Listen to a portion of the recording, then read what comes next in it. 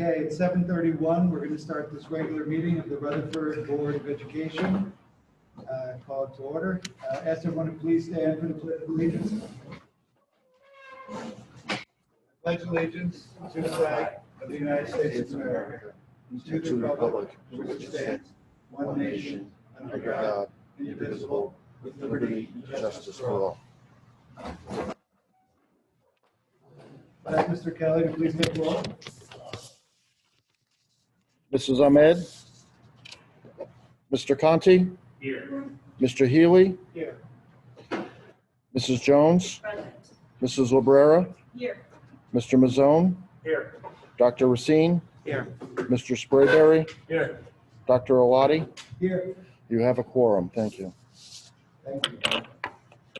The New Jersey Open Public Meetings Act was enacted to ensure the right of the public to have advance notice of and to attend the meeting of public bodies at which any business affecting their interest is discussed or acted upon. In accordance with the provisions of this act, the Rutherford Board of Education has caused notice of this meeting to be published by having the date, time, and place posted on the bulletin board outside the Borough Clerk's office, mailed to the Herald, South Bergenite, and the Record newspapers, and filed with the Borough Clerk. Hard copies of the agenda are available in the meeting room, and the agenda is posted electronically on Friday before the meeting date on the district's website at www.rutherfordschools.org. This regular meeting of the Rutherford Board of Education will be held as scheduled in the cafeteria at Rutherford High School, in accordance with the Governor's Executive Orders 152, 156, and 173, limiting indoor gatherings to the lesser of 25 people or 25% of the room's capacity. However, this meeting will also be conducted utilizing video conferencing, as allowed by the Open Public Meetings Act, NJSA 10:4-6, as amended by PL 2020 C11. As only a limited number of members of the public will be able to attend the meeting in person, members of the public are encouraged to participate by logging on to the following website, 7:30 p.m., as listed on the agenda.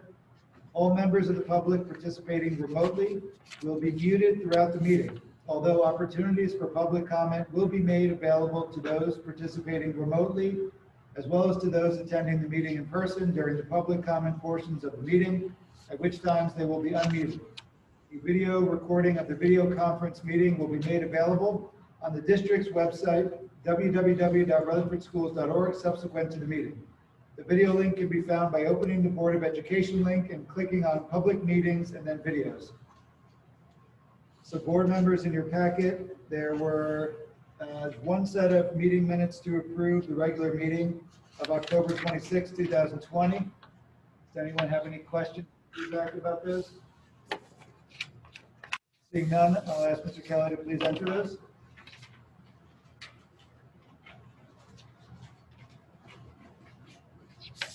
So we are going to move on to one of my favorite parts of the meeting, the report of the student representative.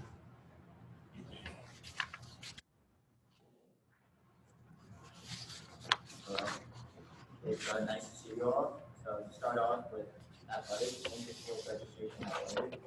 The deadline was yesterday actually. And with winter sports, many athletes, student athletes, are worried about whether or not they're going to have it this year with all the cases going up, but they understand that although with these cases, just having the sport in general is a good thing to do, and even if it does get canceled, although they will be disappointed, it's not a bad thing. Generally speaking, there's cheering going on with clubs, all of them are doing it via Zoom, and many students have been taking that chance because during when you're home, many students get distracted and they can use these Zoom to catch up and learn it again. Student council, the senior class has been selling Christmas decorations. If any of you guys want to buy one, I'll give you guys. And also the senior class has gotten letters for college graduation regarding the fundraisers that we're going to do, and 3 fundraisers that we're doing are 2 raffle tickets and a wine tasting thing, which is, I believe, scheduled in April. And so we have that. Nothing really much has been going on for the past 3 weeks since I've seen you guys due to school shutting down.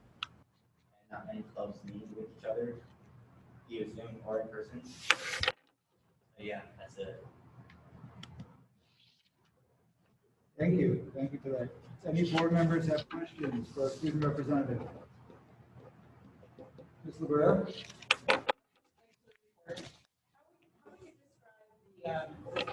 Right now amongst the student body? How would you describe, how they're feeling, how they're doing, how they're understanding the sort of severity of the pandemic, and how they're coping right now? So for me especially, it's because I did cross country and my season got cut short the day after the school shut down, and it was sad, but throughout the group messages with the team, we talked about it. We had individual meetings with coaches discussing it and other opportunities that can come. So we're just looking forward to those opportunities. And although our season got cut short, we remember the good times we had, and we do still to push through these times. Thank you. Thank you. Other questions? No? All right. Thank you very much for your report. We appreciate it. You're welcome to stay. If you have homework or other items to attend to, we understand as well. You guys, thank you for having me. Thank you. Have a good evening.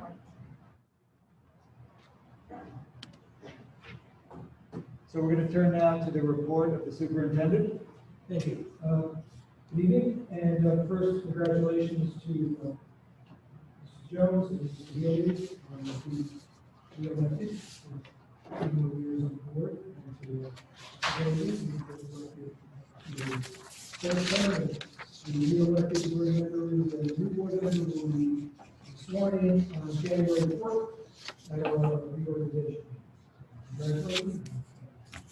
And next meeting, we will giving farewell to Jeff Ramsey,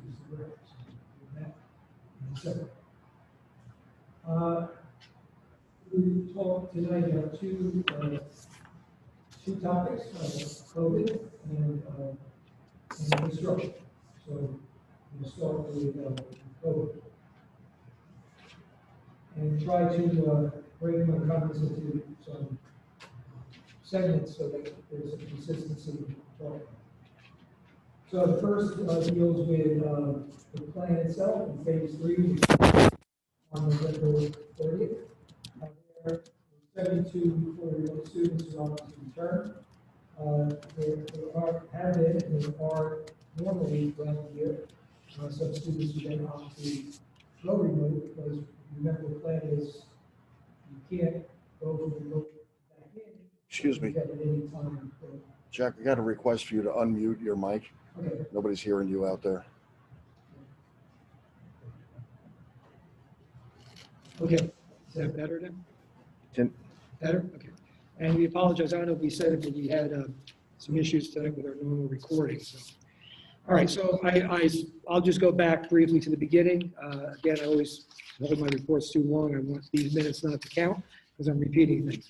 I'm going to congratulate the newly elected board members, re-elected Ms. Jones, Mr. Healy, and Mr. Magogia, new member, sworn in on January 4th, and we'll be saying farewell to Mr. Rare at the next meeting. Going to talk tonight about COVID and construction. I started with and trying to segment my comments into sections, and the first deals with the reopening plan and phase 3, which begins on November 30th. I mentioned that 72 students who are fully remote have opted to return. There are some students who are on anytime a student or parent can request to go from being present to being fully remote. So we had a few of those. So the real net gain is probably going to be more about 60 in terms of students coming back. These are 72 that are coming back, but then there's some who have opted to go. There are no major changes to the plan at the beginning of phase 3. One of the things we will be doing, and our student rep mentioned that the onset of the winter season for both high school athletics and recreation program. We are going to be keeping a custodian on board in each building till 11 p.m., which is the normal shift. We had been closing the buildings at 8:30. In order to maximize the crew during the day, we'll just have one custodian on to the normal night shift. So in the event that we're utilizing gym time, we could get that done. The NJSIAA has yet to really come out with a final rollout of winter sports. There is a meeting of the task force, as you know, that Mr. Frazier is one of the chairs of. That's going to be on Wednesday, and then on Thursday, there is a meeting with that task force and the governor's office. And hopefully by Thursday afternoon, we'll have some idea of what is happening, what's not happening, and how things may roll out. Hearing a lot of different things. What I am hearing consistently is that there will be a program. What I'm hearing different stories on how it's going to happen. So we'd rather just wait and see what they really say. Being that they are meeting on Thursday, they mean the NJSIA and the governor. I've arranged a meeting with the Director of Recreation, Mrs. Scano, on Friday with me and Mr. Frazier, Mr. Paterno, and we're going to include Mr. Morano since the high school sports are involved. I've met with Ms. Lascano and the mayor and Mr. Malahy, who is both a liaison to the board and liaison to recreation on a couple of occasions now about the rec programs in the building. So again, we are anticipating that we will be utilizing rec programs in the borough, in the gyms, but we have yet to work out the details.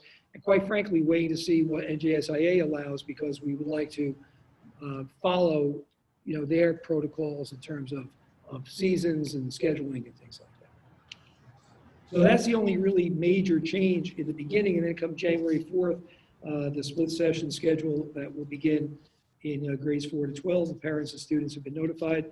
And as we talked about at the last meeting, the schedule will increase instructional time for both students in hybrid and online and totally remote by about 37%.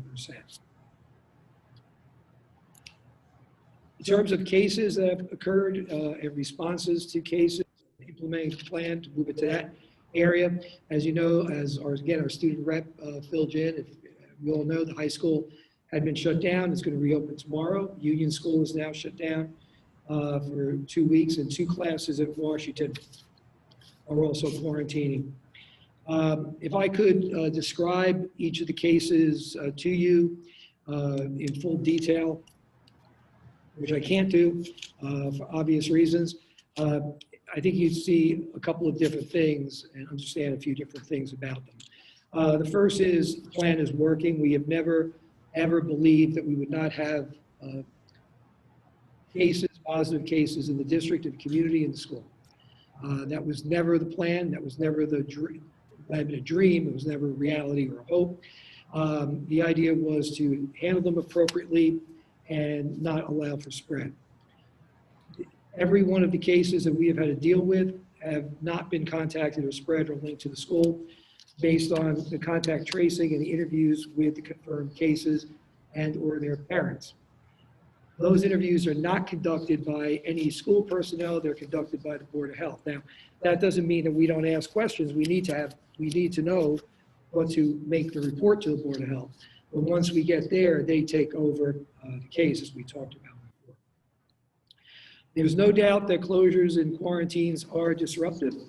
There's also no doubt that somebody who just hears about them can, be alarmed. But we have 3,000 staff and students and combined, and we have about 23 or 2,400 who attend all of our buildings combined on a daily basis. Today, counting the cases we had today, we've had 18 positive cases that have been reported to me, either by the person or by the Board of Health. Based on that contact tracing, none of the 18 were attributed to the schools, and none were spread in the schools. So again, with 2,400 people in every day, one case is more than we'd like, but 18 certainly is not a large number. And I think our plan had worked in the fact that we know we can't control everything that goes on and that people may come into the building. And we certainly have worked hard in trying to get the word out to people to try to do the right thing outside of the building. But all but one of the 18 did not come to school or work, depending on because they felt there were symptoms or they had gone to be tested. So, they did the right thing. But there's that 48-hour window that if they're in within 48 hours of the symptoms or the test, then the quarantine rules come into place. I think we also have to keep in mind, and again, I said this before, one student gets confirmed in a school where you have 7 or 8 teachers in contact with that student. So now you can't, on a daily basis for 10 school days, get substitutes, especially with the pandemic, to cover those classes. So it's unfortunate that we have to close for 2 weeks, not close, go fully remote for 2 weeks, but it is the right thing to do because we can't cover classes, and even though the person may have been exposed for a brief period of time, there still was the exposure because we don't make these decisions. And again, I want to repeat to everybody that the Bergen County Board of Health, which oversees the Rutherford Board of Health, is following a much more stringent enforcement and interpretation of the rule of potential exposure and close contact. They are saying that anybody who's in a room with anyone who may have been positive for any length of time has potential exposure and should be quarantined. The New Jersey Department of Health and the CDC is saying 6 feet or less for 15 minutes. And 2 or 3 weeks ago, they changed that to within a 24-hour period. Prior to that, it was consecutive minutes. Quite frankly, most of the people that we have to quarantine do not have 6 feet or less for 15 minutes, even in a 24-hour period. But I think the more stringent enforcement, although it may disrupt the school day better, is a safer route. And, but whether I think it is or it isn't, doesn't matter. We follow the rules that the Bergen County Board of Health is telling us to follow. Every day I'm online with the Rutherford Board of Health and the mayor's office, and somebody from the county office, could be DOE, could be health, for updates both online and on the phone. So we're trying to be proactive, which is what our plan and what the governor's plan and what the DOE's plan calls for. The governor said on Twitter and in TV interviews and in his briefing that schools are not the problem, which he's reiterating, or I'm reiterating what he is saying. And I think it was over the weekend on WPIX that he said schools are a good example when you prepare properly, socially distance, put barriers up, mandate masking. That's the reason why we're seeing a low level of transmission in schools, because they're doing it the right way. And again, I'll ask, and I know, I've asked before, I know how difficult it is for students and families to do those same rules outside of school. But the more we have of that, the less issues we have in school. As of today, on the New Jersey Department of Education dashboard, there are 51 school outbreaks in the state and 193 cases linked to school transmission. None of our cases are in that number because to have a school outbreak, by definition, there has to be 2 or more confirmed cases in a school that do not have a shared household, do not have any, through contact tracing, any contacts outside of a school setting. So therefore, that would be linked to a school. And those 51 cases have impacted 193 linked cases to school. And like I said, none of our cases fit that. I think it's important because, we hear numbers all the time, statistics and numbers. I think it's important to know that 51 cases, 193 students, or teachers, or staff, or administrators, I don't know who they are 193 too many. However, there are 672 school districts in the state. And those numbers, by the way, the 51 and the 193, they capture private, parochial, and public schools. The numbers I'm giving you now are only public schools. There are 672 districts. There are 2,516 schools. The governor said today 3,000. He's probably counting the public and the private and the parochial. In 2 years ago, the last figures we have, 1.38 million students, 116,000 teachers, and that doesn't include secretaries, custodians, lunch aides, administrators. So again, 51 and 193 are more than we'd like. We'd like it to be zero. But you're talking about probably 5 million people, at least 4 million, when you add in all the employees that we're talking about. I mean, the virus is here. We're hearing better news each and every day about potential vaccines, but we know that's going to take a while to roll out and get it going. And it's going to be with us for the rest of the year. But we continue to work the school year, not just the calendar year. But by working with our nurses, with the Board of Health, with the mayor, the council, all the people in the school community, we're trying to provide the best opportunities for education for our students. You know, the impact of remote learning. This was an article that I'm referring to that was in the New York Times on November 13th. And if you indulge me just to read a few sections about it. The impact has been especially severe on teenagers who rely on their friends to navigate the maze and pressures of high school life. Research, and that research later on is quoted from the National Alliance on Mental Illness. Research shows that adolescents depend on friendships to maintain a sense of self-worth and to manage anxiety and depression. Anxiety, depression, and social isolation have been found more frequently based on this research that I'm citing.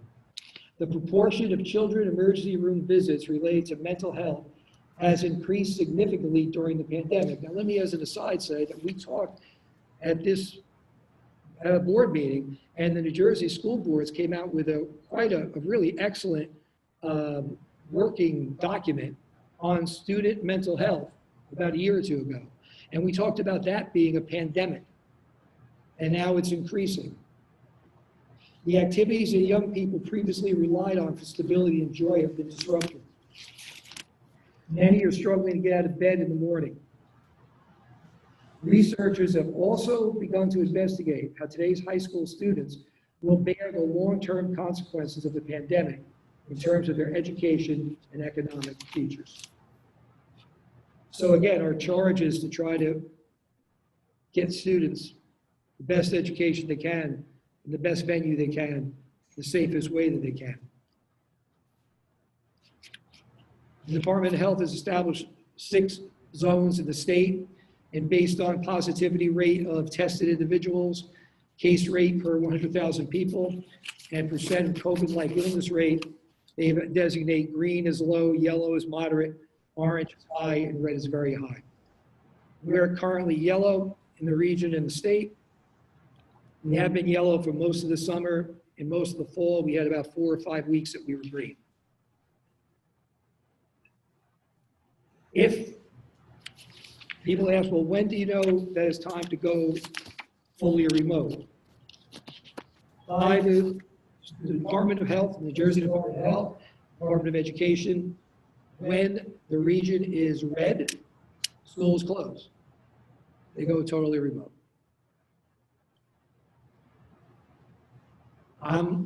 Today in Bergen County, I had my county meeting today.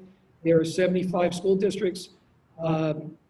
66 of them are open with students in some fashion, whether hybrid, every other day, split session, some are full day. 9 have not opened, or they opened and then closed again. In all of the 75 districts, about 4 or 5 are considering maybe having to close. The 66 are open. I'm not a health professional. The Board of Education is not health professionals. Building administrators are not health professionals. We are making the decisions of how to move forward, whether we quarantine, whether we go remote in a building, Well, that decision we make on staffing mostly, all the time. It's been because of the teachers.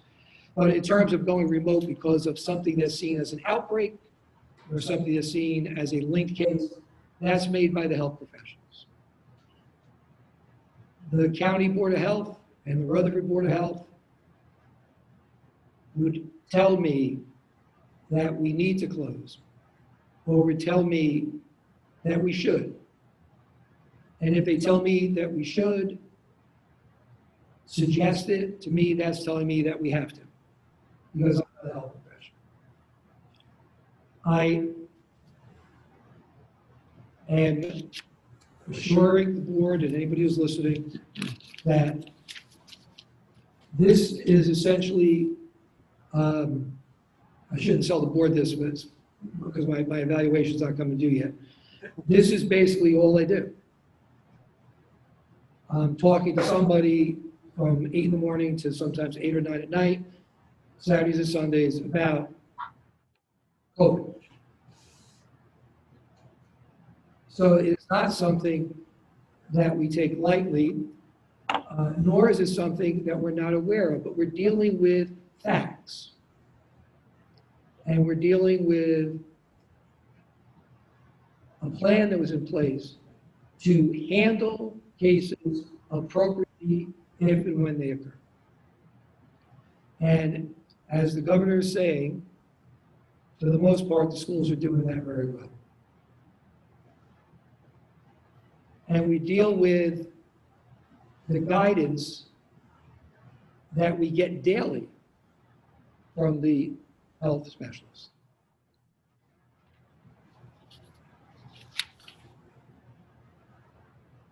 Okay, so that's an update on COVID. Now moving into construction, a couple of things, and then I'm going to let, since I talked quite a bit, and Joe did, Mr. Kelly did prepare something that was in your packet, and also he and I have met to review some other items he's going to go over.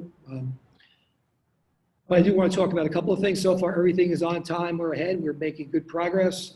There's a couple of big things that are going to be happening over at Pierpont in the next couple of weeks. One day, will actually be 2 days, about a 4-hour window on both days. Steel beams will be getting delivered. Okay? And those beams, some of them are as big as 80 feet. So Epic and PSA had the steel folks out on site on Friday.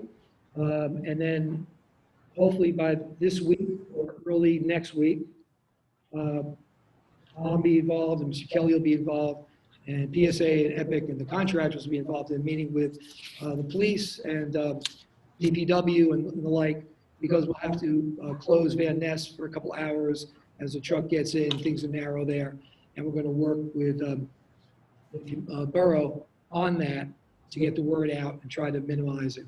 There's also going to be a sewer line tie-in for the new building. I mean, keep in mind, we're adding 12 classrooms, a couple of offices, gym, many bathrooms, right, to a building.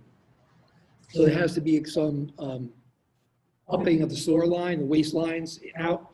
And that's probably going to be a 2-hour window. And once again, though, there'll be a 2-hour window where that line is going to be shut down. So we have to work with the school and with the people who are going to be impacted with that, that inconvenience. So those meetings, I don't have any answers as to when they're happening or how they're happening, but I wanted you to be aware that we'll be, by the time we meet again, December 7th, it's very likely it may have already happened. So we'll keep you in the loop about how those meetings go. Mr. Kelly, you want to walk through, and then I'll jump in if need be. So I guess I should mute myself now, and you'll Sure. unmute yourself.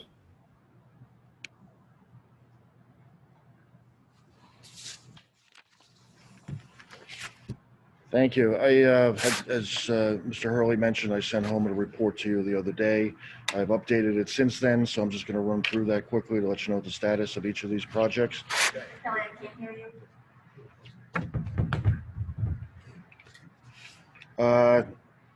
First project, really in order of completion, is the Union School floor replacement. The work is complete. Final closeout documentation is under review. So final payment we're looking for board approval tonight. So that project is complete for all intents and purposes. The Lincoln Classroom addition, the project is essentially complete. Couple relatively minor systems that are still waiting to be done. One is the intercom system installation that is happening this week. Also, the bathroom door hardware is to be installed and wired and programmed. As you know, the plans called for 2 new classrooms with a bathroom, a toilet room in between them. So there'll be a door from each classroom into that toilet room. So this software will allow somebody going in one door to lock both. So it's a smart hardware that will make sure nobody's walking in at an inopportune moment. Building final inspection is scheduled. Plumbing, fire, and electrical final inspections have passed. And we're now working on the punch list. Third is the science lab renovations. The Formica countertops are installed, as we've discussed. The plans had originally called for epoxy resin countertops, but there's been an industry-wide shortage of those, so we went with the Formica on a temporary basis. Those are installed, and they're certainly completely functional. Stainless steel sinks are now completely installed. Lighting manufacturer was brought in last week and this week to troubleshoot the programming of the lighting controls. That is complete.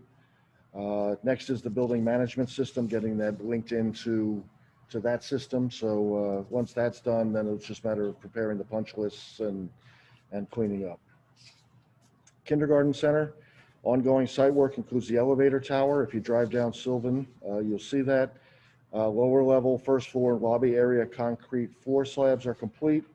Masonry wall in lobby area in progress, and steel lintels are also in progress. Retaining wall surrounding the new addition is in progress.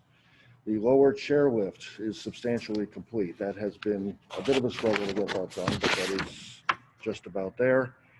Soffits in the ceiling grid within the multipurpose room are underway, and we do believe, Epic believes that Brahma is on target for the April 30th, 2021 completion as planned.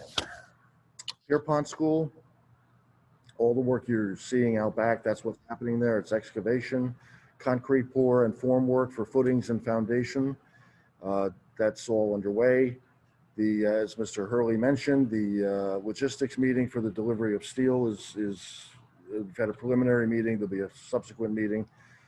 So we'll get the community and the municipality involved in that, borough and the police. Working with PSE&G about the best way to get service into the new structure. And here again, Epic believes that Bismarck is on target for a July 31st, 2021 completion. The Union School gymnasium construction, classroom renovation, and column replacement. Board awarded that at the last meeting, that contract on October 26th. Contracts and related documentation are being prepared. Permits have been applied for. Once those are received, then site work will begin. And finally, the Mortimer Wing, as you know, bid advertisement date is scheduled for December 10th with a bid opening date of January 8th. And hopefully a Board of Ed approval anticipated for the next scheduled meeting, which is not currently scheduled, but will probably be January 25th if this year's schedule holds. Beyond that, it's important to note that the role of the board throughout the referendum and construction has been twofold. The strategic component, deciding what the district needs most, prioritizing, and that has taken place over the last 4 or 5 years. As you know, most of you have been part of that conversation. This has been accomplished through the the strategic planning committee, as well as through the committee of the whole of the board, and also at times through the various subcommittees in place. The board's role is also to provide oversight. Toward that end, the administration reports to both the Buildings and Grounds Committee, and the Finance Committee, and the full committee, like I'm doing right now. Revised PowerPoint is, as we've discussed, that's expected by the end of the week. We will share that initially with the Buildings and Grounds Committee, and we're meeting with them on November 30th. It will then be shared with the rest of the board. The role of the administration, district and school administration, is to manage the progress, make daily decisions within the context of the budget and the referendum as approved. The Mortimer Wing project, as I mentioned, will go out to bid on December 10th with a bid opening of January 8th. Any delay to that schedule will delay the project and it could cause us to lose next summer. So that is an area of top priority. As we've done with all the others, we've had a base bid. We've also provided alternates to adapt to any over budget situations. In this case, the alternates will include the screens that we've talked about. So at some point between now and January 20th, the board should reach some consensus as to how you want to proceed with the screens. It could be a moot point if the we open the bids and we find out that everything's over budget. We may just have to cut those anyway. But the board should give some thought as to whether you want to proceed with that or not, because that would be part of the contract award on or about January 25th. Exterior colors can be decided later, late winter of 2021, as Rachel had mentioned at the last meeting. So that's my report.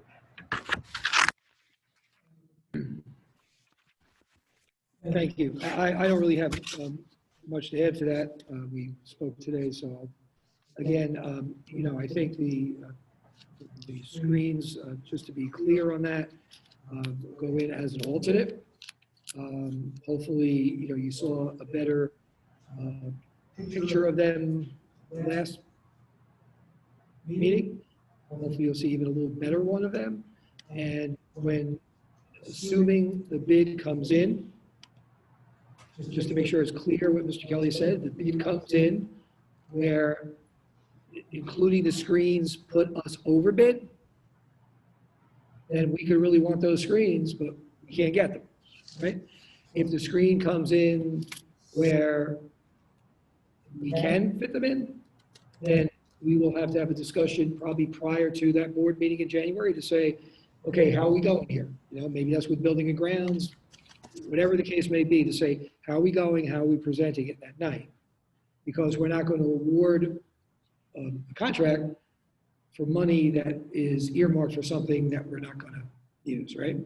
And I think you'll see, again, I don't want to get into discussion of screens, but I think when you see some of the new drawings, you leave the building tonight, if you go up to Mortimer, and you look at the girls' locker room windows that are on Mortimer Avenue, for example, what a screen there would do, you'd have with LED lights, you could say, Bulldogs. And when people are coming into a basketball game or a wrestling match or whatever the case may be in the gym, that's what they'll see. So, I think there's value there. There's also reasons why we might not like them. So the point is, there are some things that, the board at this point can't decide on. That's one thing you can, if it's there. So that's just something to look ahead. We got 2 months for that, right? The drawings we're waiting on. Once we get them, we actually have 3 meetings scheduled for November 30th. Personnel, it'll be a very brief meeting. Then buildings and grounds, which we'll have those present, hopefully we're going to have the pictures there. We'll talk about them. And then strategic planning, which will have a couple of other topics I want to go over that night, not just referendums or facility stuff, but also we could follow up on that. So, that's where we're at right now. Okay, Ms. Neely, you had a question? You answered the revised drawings. We can expect the 30th. Yeah, we're hoping to see them. Joe and I are hoping to see them this week. And what Rachel said to us, Ms. Tiedemann said to us, is if we Tiedemann said to us, is if we have more concerns or things we have questions about, that gives her a little time to get them back together. And then, so we should have, if they look good to us, we'll get them by the end of this week. We have the 30th, which is, next Monday. Next week is a short week with the holiday and everything. So we have committee meetings scheduled for the 30th. We'll meet that night. Okay. And that's the plan. We don't expect them to be delayed. In fact, they won't be delayed. We're pretty much assured they're going to be here this week. So I wanted to make a comment and start by saying that Mr. Hurley, Mr. Kelly, Mr. Mazzone, and I met a couple of weeks ago to really strategize and talk about the feedback that the board had as a whole.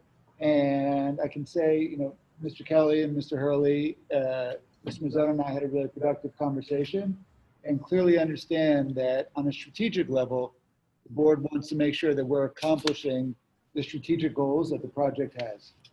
So when this project first started, and I remember when I first started on the board, there were really three strategic goals that this project had. The first was to increase spaces in certain areas where enrollment projections we knew were going to grow.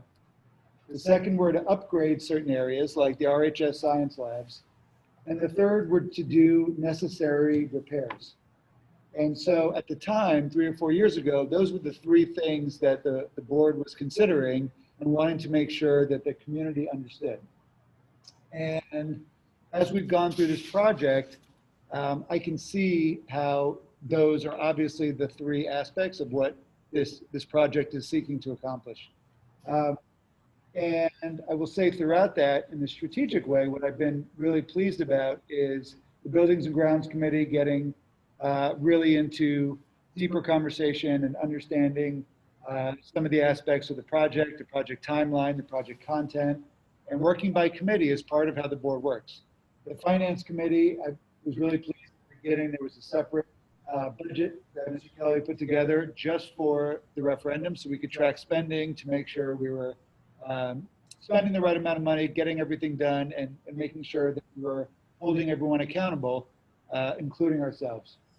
So I think at this point, knowing all of those things, I wanted to reinforce what Mr. Kelly said, which is that as a governing strategic body, our role in terms of next steps are to make sure that any outstanding things that we've discussed are followed up in committees and then brought to the larger board so that you have a chance to ask questions and clarifications. But the real sort of work of evaluating really is at the committee level. So if as a board of the whole, you feel there are questions you have that you want to make sure are answered, those are good things to let the committee members know so that when they dig in at the committee level, that they can make sure to represent the comments that you have. And per Mr. Kelly's point, the Strategic Planning Committee also getting a sense of the aspects that have come up as well will be another group strategically who can make sure that we're representing the thoughts of the group. So I wanted to make sure you understood that Mr. Kelly's comments come as a result of conversation that Mr. Mazzone, Mr. Hurley, Mr. Kelly, and I had to make sure that we are representing the interests of the community, to make sure that the interior, the exterior, the functionality is all what we all hope it to be. So I just wanted to mention those comments. And if I could just add one thing to that in conclusion for my report. In addition, I mentioned on the 30th, as one of the things we would talk about with strategic planning would be the facilities. If we go back to March, two of the members of that committee, the chair, Mr. Mazzone, and board president, Dr. Alati, and Mr. Kelly and I met with Mayor Nunziata and Councilman Malahi, and also a few other folks from the borough to have conversations about a number of topics, primarily the field here at the high school. And then, things, as we all know, the last few months been a little different. So Mr. Kelly and I have had two brief meetings to kind of see where we're at right now on that topic and some of the other topics that we discussed.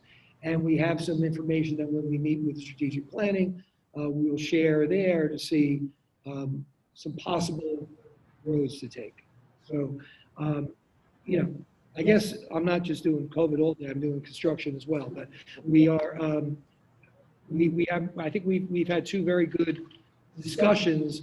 So now that we could sit with the committee and present a couple of concrete paths perhaps to follow either independently or jointly with the borough in terms of those topics.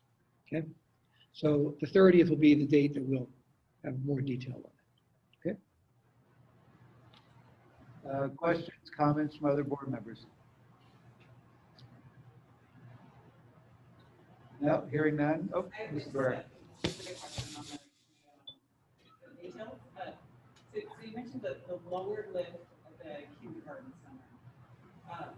So the elevator that we're installing will go to the lower level as well, correct? What function does the lower chair lift? It goes, the elevator will go to the multipurpose room, but there's a 3 or 4 steps up from there to get to the nurse's office. So that's the lift I'm referring to. So the elevator will get you everywhere except to the nurse's office, but then this lift will do that. Yeah, and if you remember, the middle of the hallway has those stairs down and up. So I think there's going to be a ramp as well as a chair lift, right? Is there going to be a ramp as well? No, I think just the chair. Well, the ramp's inside, I think maybe the The ramp's multi-purpose room. in the multi-purpose room, yeah. yes. So there was no way to get across there without. And then just one other minor suggestion with respect to scheduling, it may make sense to have those strategic planning and facilities meetings on different nights. There's going to be a lot that we need to discuss and each of them. So it's something to consider. Yeah, I don't know. We can consider that. We can move, maybe we can move keep building and grounds on the 30th and look for another night to do strategic planning. Right. Yeah, because strategic planning might go for a while, even if it's not, because I mentioned a couple other topics to cover. So even if it's not that long on the one, it's going to be, okay. We'll look into that. I'll let you know, certainly before Thanksgiving, so that you can plan, because it's right after, right? The Monday after. I keep losing track of days. Okay, so I'm done. Okay, thank you. Any other questions or comments? Hearing none, we're going to go on to the report of the president. So I want to start by echoing my congratulations for Mrs. Jones and Mr. Healy. It's going to be exciting to have you as colleagues on this board for another 3 years. And Mr. Bogosian, we look forward to inducting you. You'll learn about all the induction secrets that we don't tell anyone. No, I'm just kidding. So we're super pleased. Congratulations to you. I wanted to start out by reading something that is a result of the conversation that Mr. Mazzone, as Vice President, and I had this weekend. You've all seen a couple of letters that have gone out from the mayor and the council in regard to the expectation and hope we have for the community and how everyone can help to support keeping our students, our staff safe, and keeping schools open. So I give Mr. Mazzone most of the credit for writing just about all this, and I am going to read this now. On behalf of the Rutherford Board of Education, we would like to echo and support the mayor and council, as well as Rutherford Chief of Police John Russo's messages sent to the community this past Friday to help curb the spread of COVID-19 in the borough. As cases of COVID increase in the borough and around the state, the Rutherford Board of Education is asking for all students, as well as the parents, to strictly follow the core, staying home when sick, practicing physical distancing, wearing a mask, and practicing healthy hand hygiene. In addition to following these safe practices inside the classroom, we need to stress the importance of doing so while outside the community.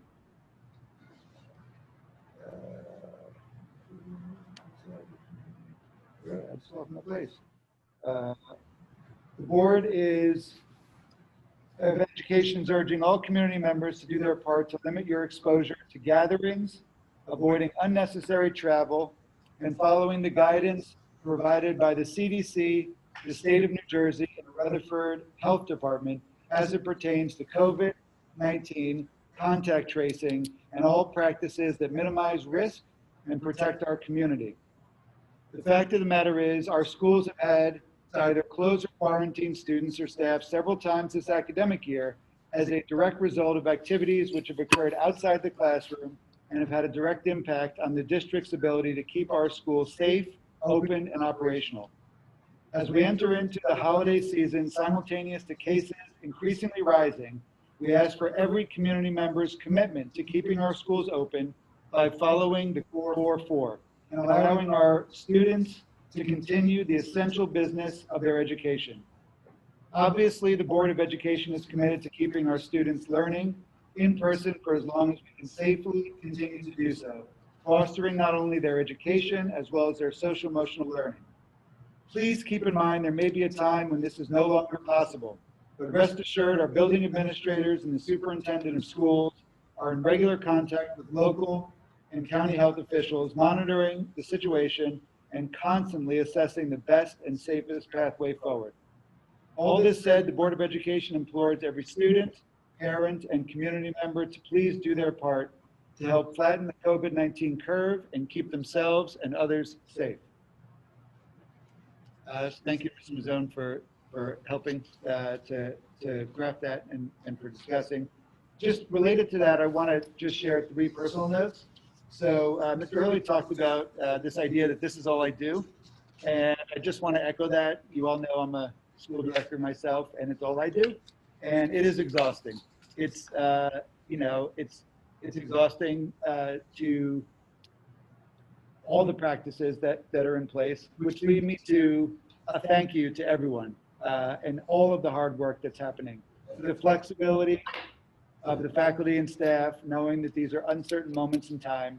So it leads me to my 3rd point, which is that the way in which I think that I see schools getting through this time is by balancing both being data-driven and really looking at the statistics, but also having an ethic of care and caring for all members of the community. And so I appreciate the human element as well as the data-based element. 2 other quick things. For those of you who have not given your committee assignments in, please try to do so in the next week or 2. So committee assignments are going to be made in January. And so I would encourage people to think about 2 things. One is there is a nice thing to having consistency on committees in terms of knowledge that you carry over, but also think about stretching yourself and the challenge of saying, okay, do I want to stay on one committee, try something else, or maybe do something a little bit differently? So please share these. If you want to give me a call, and if you have any additional thoughts beyond what's on here, happy to chat. The goal is that we have to, at the first Monday in January, do all of the reassignments. So we need to really have these in as soon as we can to give as much time as possible for these committee assignments. And then finally, for those of you who haven't seen it, I put on your table area board self-evaluation. And as was mentioned, we wanted to do a board self-evaluation again this year. We think self-evaluations are a good practice, but we wanted to accomplish a couple things. The first is where we could to try to simplify, and then also make sure we're collecting data that we can turnkey to drive us to continue to grow as a board and as individual board members. So you'll see that the directions are pretty simple. We've taken all of the questions that are really in the NJSBA board self-evaluation and reorganized them into 3 sections. The first section is the board as a whole. So this is the idea of having an understanding of how the board functions as a whole. The second section is really focused on your individual performance and contributions. And the third is, what do we see as our strengths and our areas for growth? Now, if you go through section 1, the board as a whole, you'll see that each of these statements was really a statement that was in the evaluation, but we took one word to sort of describe what each of those represents, to give you a sense of what is it that you should be thinking about as a board member. So everything from how do we do with goal setting, finances, teamwork, policy, monitoring, student achievement, effective preparation, ethical behavior, working effectively with the superintendent, engagement with the CSA evaluation, staff appreciation, and community engagement. At the end of that section, you have an opportunity to put any additional comments that you want. those same categories are really in section 2, but they ask you to measure how are you doing individually in those areas. As someone who has a knowledge or participation in finances, how do you feel you are in relation to understanding policies, working as part of a team, and so forth. And what I wanted to finally highlight was section 3 has pretty much been restructured in a way to try to answer the question of what is it strategically that we would like to work on as we strive for board excellence. So we actually changed most of section 3 to ask the following questions. What do you see as the collective board's 3 greatest strengths? What do you see as the 3 areas for growth? And then this question, how are your strengths being leveraged currently? And how, if at all, can your expertise and strengths be used to support the board's success? So each of us, has different professional backgrounds, personal interests. And so really wanting to know, do you feel that all those skills are being leveraged? And if not, how can they be better leveraged? Then obviously recognizing the board's highest priority is to improve school achievement, student achievement. What are the major challenges facing our district, which is always an important question for us to be thinking about. And then a very specific question about where do we need additional focus and training? And then finally, what have you not been able to say that you want to say at the end? So hopefully the idea is to get both the quantitative data from the first 2 sections, the qualitative data about how can we continue to grow. And so hopefully this is a simple format, simple language. We are going to try to use the same procedure that we used for the board, the CSA evaluation, which was the Google form. I know a couple people had some technical difficulties. I will be there to support you to make sure it is successful. Hopefully this will go smoothly. And that's what I want to say. So you have a copy of it. Questions? Ms. Jones? Save your answers as you go, the Google Forms. Yes. So, Mr. Racine, Dr. Racine, you want to expand on that? So, If you go through each page, click next, it should say what you have. I'm sorry, say it again. As you go through each page, click next, it should say what you have, or you can go back. And you can print it as you go. You can print it, yeah. So I think one of the advantages of using this is that it allows us to tailor it to what's going to help us get the most data and information, which you can't really manipulate by using the one on NJSBA. So I think hopefully in January, so the goal will be that like everyone to get this done ideally by the beginning of January so that we can go over it at the later January board meeting.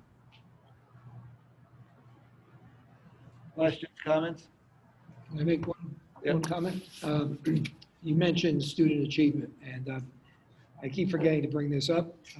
It's really not related to the evaluation, but just as a point of information. One thing that has not been talked about enough on the number of county meetings and I've been at is the state assessments that are given to students every year. And last year, if you recall, the United States Department of Education allowed a waiver for states not to give the testing, and then it was up to the state to take advantage of that waiver, and New Jersey did, and we didn't provide the NJSLA tests that go for grades, well, 3 to 10 or 11, depending on how the student does. This year, we are being told that the test will happen. And we have, in fact, we've had to upload all the students into the appropriate testing category. We have not been given dates, and we have not been told how it's going to happen. Because if you have students, it's a test that's done on the computer and is under very strict guidelines, right? If you have students who are hybrid, like we will, when testing period comes, and most of the schools in the state will, how are you doing the testing window for the kids who are only in every other day? Or because, during the testing window, or even if you're in every day, you don't have the amount of time necessarily needed. You're in like a split session, 3-hour window. The students who are totally remote, how are they being tested? Now, the College Board and that does not only SATs, but advanced placement tests, they figured out a way to do testing for remote students. But we're already looking at December, and the testing window opens in April, and we haven't heard anything yet. I was told today that by the end of the day, we would get a memo from the State Department, and we didn't get that memo. And then we were told sometime this week. So hopefully we'll get some answers. But as of now, I just thought of it because of student achievement. The testing program is not a go. But I think there'll be a lot of logistic challenges for the state. Not to mention, they have to change, I think, some of their normative way of assessing where should a fourth grader be when that fourth grader had several months of perhaps totally remote, maybe depending on their family choice, a year of totally remote, lesser school day and the like. It's going to be interesting to see how they approach it. But I'll keep you informed as it goes along. Another sort of related but unrelated question. I've heard from, not necessarily folks in this community, but just folks all over, obviously, that the process of applying to colleges becomes so much even more stressful and intense because of the so many changes this year, so many things that are in flux. How is the guidance and the counseling departments are responding to all these changes at once in terms of working with the students? I only have anecdotal information on that, so I could get more, but from what I've seen and what I've heard, they've been pretty, I know there was just a message that went out the other day to remind faculty and staff about, reference letters and recommendation letters that had to be in. I know they've held the conferences with the students. I know they've been going, we often send our counselors out on a professional development day to visit various colleges. That's their day. They've been doing a lot of that virtually. Yeah, it is challenging. It's challenging also for the students who are not ready to apply yet, or who are doing that college visit in that end of sophomore year, junior year, where some colleges you can't visit because if you visit, you're going to be quarantined when you come back. Some colleges are open, they want you to let you there, others won't. So I don't have specifics, but we have a father of a senior. He could answer the question, as long as it's a good answer. So, yeah, this is my oldest, so it's our first experience, so we don't know what normal is beyond this one. But I would say that, a lot more has to be done over email in terms of Q&A with the advisor. There's a little bit more of self-starting that I think the student and family has to do, and no fault to the counselor. The counselor's doing a great job. I think that there's less natural touch points when you're not in school every day to just sort of drop in, make an appointment. My daughter's also going for a very specific degree, so it is structured in a way where she had to start in September. But in seeing what her friends are going through, it seems more or less like it's going through the normal process. It's just, Zoom takes the place of the in-person meetings. And then in terms of asking the follow-ups and whatnot, it's just, making sure that you get what you need. But really, you've got the same system, Naviance, that the students are using. And as long as they're organized and they're putting all their information in Naviance so they can track, the progress of all their colleges they're applying to, it's really not that much different. It just may feel like a little bit more because you're also in your home a little bit more. So you're doing a little bit more like around your parents who may be bothering their kids a little too much some of the time. Is that it? That's helpful, thank you. Other questions? Ms. Jones? You mentioned your daughter, this is normally the weekend for the play, or last weekend was the weekend for play, obviously that's not on. Are there any concerts on, everything involved? There's going to be a whole school play. In fact, Julia is going to be the MC or the host.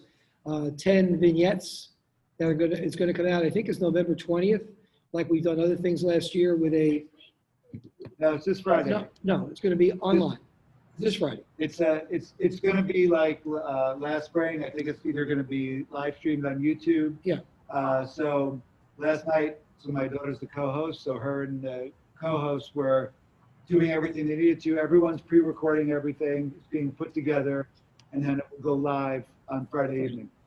And this Friday night. It'll stay up, just like the other, right, you can still see the things from YouTube last year if you go. And it's, I believe all the acts or the vignettes are based on pandemic-related life. So my son loves Star Wars, my daughter can't stand Star Wars, and all I can tell you is a spoiler, the MC theme seems to be something about Star Wars, and I have no idea how that happened, but, Any other comments, Michelle? It's not on this, so, right, back to Google Forms. If you don't complete the self-evaluation and you stop, we'll let you start again where you stopped. Probably not. They didn't do it the last time, that was the thing that I thought, so you have to print it then, otherwise you start all over again.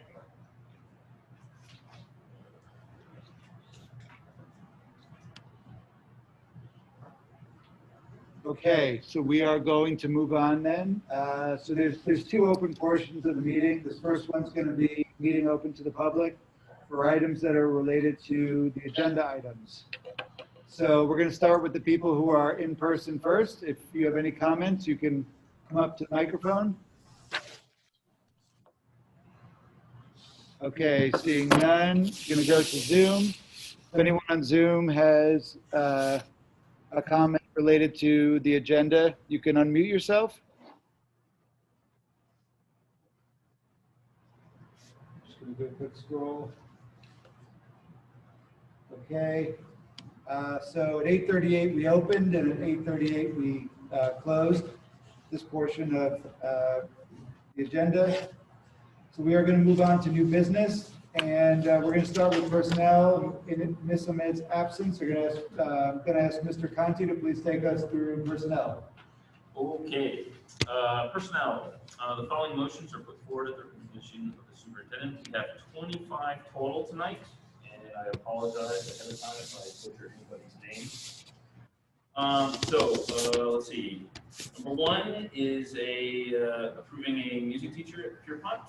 Number two is a long-term substitute at the high school. Number three is rescinding, it's for Diane Thompson, rescinding as a part-time teacher assistant. Number four is approving Diane Thompson as a long-term substitute teacher at Washington. So we're rescinding at Lincoln and approving at Washington. Number five is approving a part-time teacher assistant at Lincoln. Number six is the change of the Pierpont Elementary School co-curricular club from the art club to the book club. And the stipend that was previously allotted moving on with that. Number seven is essentially it's approving the assignment and stipend for the 2021 year for the book club, Rob and Zach. Number eight, approve and rescind the following middle school co-curricular assignments. So we have Ilana Lubietsky, Service Club Advisor, and Francesca Mastro Piero, Service Club Advisor. Number nine, approve a disability leave with pay for Holly Basilo. Number 10, approve a disability leave with pay for Caitlin Jeffers. Number 11 is approve Michelle Cashian, as a long-term substitute digital arts teacher. Number 12 is approve an uncompensated leave without pay for Gloria San Pedro. Number 13 is approving an uncompensated leave without pay for Doug Spellman. Number 14 is Jessica Ferlato's early return from the FFCRA leave. Number 15 is approving the following employees for the FFCRA, and they're listed right there. Number 16, approving Title I instructors at Washington School. Number 17 is approving substitute teachers. as listed. Number 18 is approving the substitute teachers, Caroline Herrera.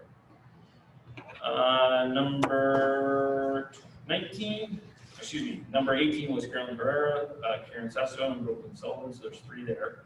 Number 19 is reduce approved hours for Dolores Tarico as a lunch monitor. Number 20 is approving Dolores Tarico as a substitute bus assistant. Number 21 is reducing the approved hours for Dolores Tarico as a counselor of before and after care programs for the district. Number 22 is approving Angela Park as a long-term substitute language arts teacher. And then we have 3 additional on the addendum that Kelly had made out earlier tonight. Number 23 is approving uncompensated leave without pay. Number 24 is approving uncompensated leave without pay as well. And number 25 is approved Keenan Olmsted as a long-term substitute teacher. So we got all 25 of those. Okay, questions and comments? All right, hearing none, Mr. Conti, you want to move those? Yes, please. Move 1 through 25. Okay, do we have a second? Mr. Healy, any last comments or questions? Hearing none, I'll ask Mr. Kelly to please take a roll. Mr. Conti, Yes. Mr. Healy, Yes. Mrs. Jones, Yes. Mrs. Librera, Yes. Mr. Mazzone, Yes. Dr. Racine, Yes. Mr. Sprayberry, Yes. Dr. Oladi. Yes. Motion's carried. Thank you. Okay, thank you. Next, we're going to move on to curriculum and instruction. Mrs. Jones. Yes, thank you. There are 3 resolutions tonight under inspection. Number 1 is the anti-bullying bill of rights act. Diane, can you speak into the microphone, I'm please? sorry.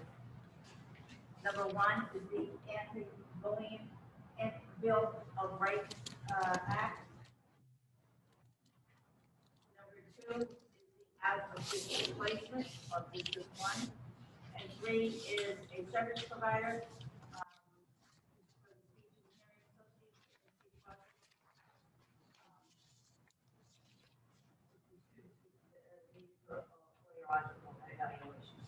Those are the 3 resolutions. I could just comment briefly on the Anti-Bullying Bill of Rights Act. As you probably recall, you see this twice a year when the anti-bullying coordinators, specialists at every building work to do a self-assessment on how we're doing programs for students, training for staff, training, some also involving students, working through the curriculum, how personnel handle, do they follow the procedures, the law correctly, is the reporting done correctly, is the investigation carried out correctly? It's, in other words, it's a self-assessment of are we following rules or policy regulations when it comes to HIP. The self-assessment then comes to you because when I send it forward, I have to send it forward with the resolution from the board that you've given me permission to upload it every year. Then it sits in the uploaded tray, it gets reviewed, and then at the end of the year, it gets publicized as our self-assessment score. At that point, you have to report it back. Okay? So as you can see, our numbers are higher than they've been in the past in the self-assessment. They've always been relatively high. It's not based on 100.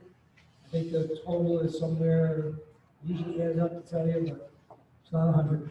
I think it's 78 is the total, if I'm not mistaken. So we did pretty well on the assessment because what we've done with past years is we tried to address those areas where we rated ourselves a little low.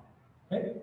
So I don't know if you have any questions about that, but this is again just the approval to submit is what you're approving. You're not approving the numbers, you're approving the approval to submit. Yes? Is the speech and hearing associates a new one altogether, or is this a switch from one that we had? Say, I'm sorry, I didn't hear. The third one, service provider. The It's probably another provider that was on the original list that we needed, and for whatever reason, we need to, okay? If you recall, at, I guess, when is it, started July? I think we approved a lot of providers. And, June, yeah. Which is one of another. but as the year goes on, we may have student these services somewhere else. Thank you. I move resolutions 1 through 3.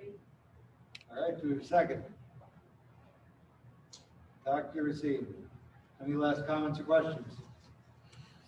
Hearing none, I'll ask Mr. Kelly to please take roll. Mr. Conti, Yes.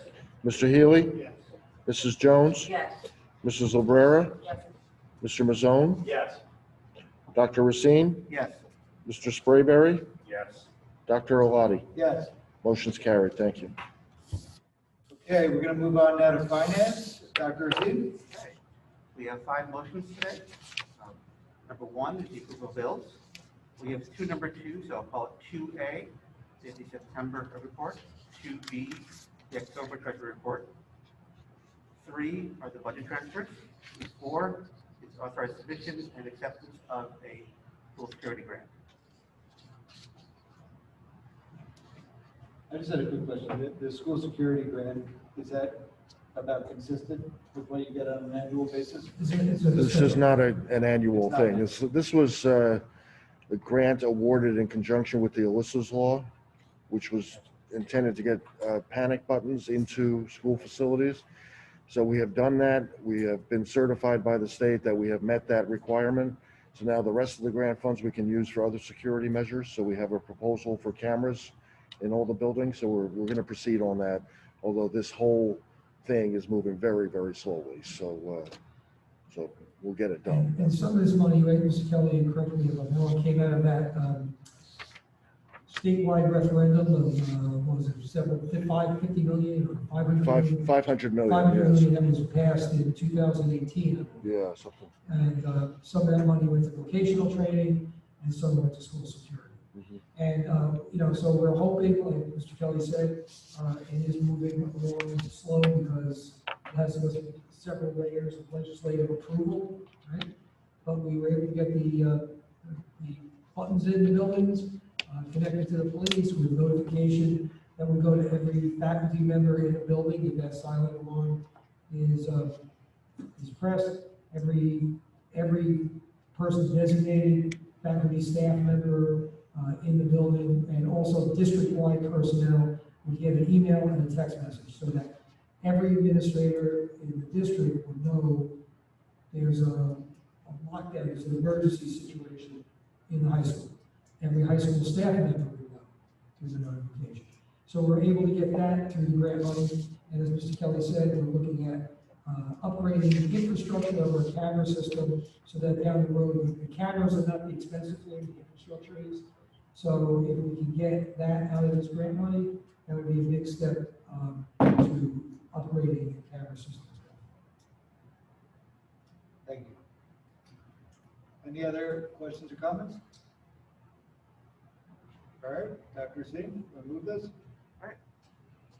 Resolution numbers 1 through 4, with 2A and 2B. All right, move to second. Mr. Mazzone, any last comments or questions? Hearing none, I'll ask Mr. Kelly, please take roll. Mr. Conti, Yes. Mr. Healy, Yes. Mrs. Jones, Yes. Mrs. Obrera, Yes. Mr. Mazzone, Yes. Dr. Racine, Yes. Mr. Sprayberry, Yes. Dr. Alati. Yes. Motion's carried. Thank you. Okay, next we go to policy. That committee of the board had a little bit of reading to do. Ms. Librera, you want to take us through it? Sure. There's 12 policies on the agenda tonight for first reading.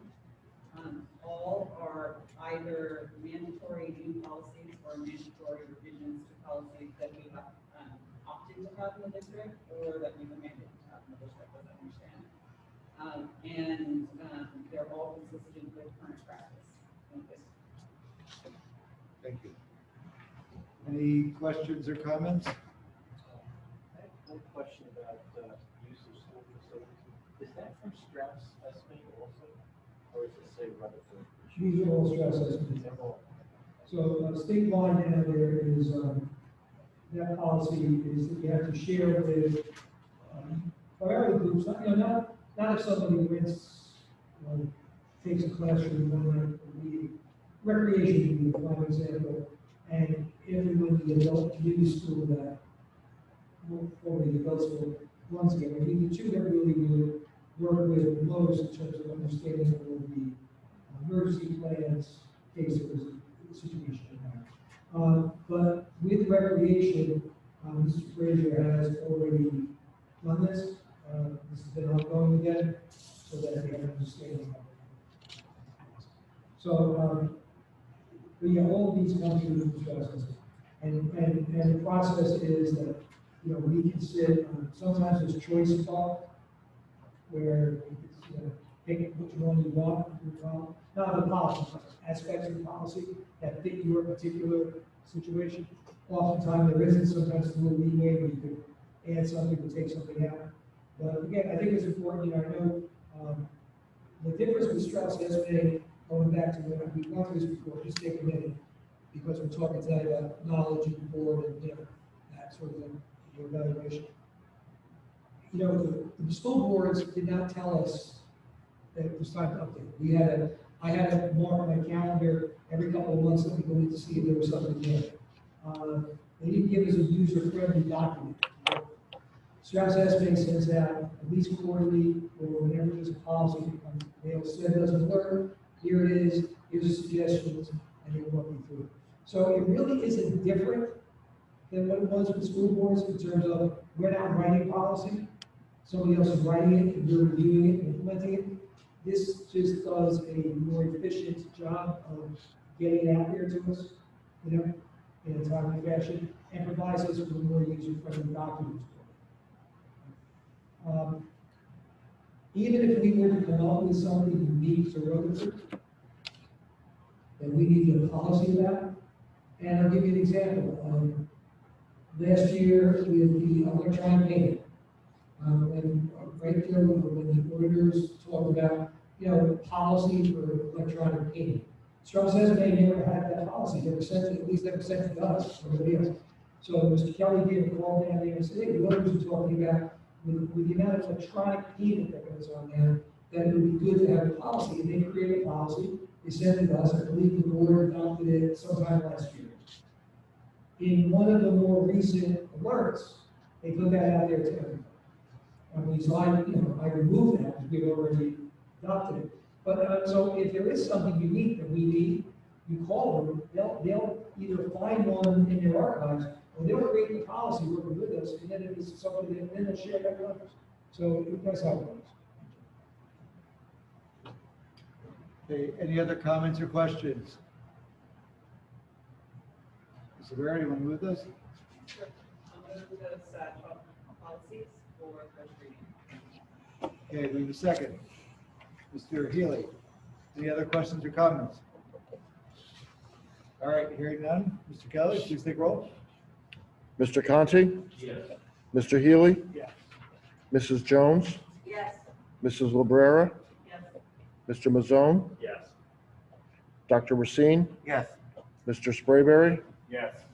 Dr. Alati? Yes. Motion carried. Thank you.